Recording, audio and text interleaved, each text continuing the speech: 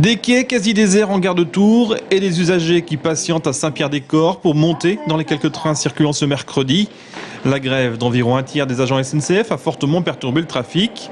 Alors que les cheminots manifestaient devant leur direction régionale, ils étaient entre 150 et 300 selon les sources à essayer de faire entendre leurs craintes et leurs revendications.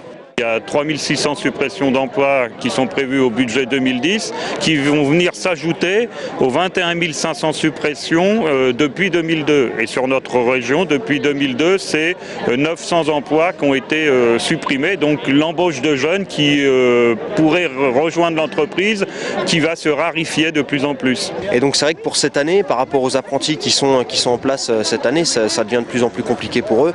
On ne sait pas quel avenir ils vont avoir.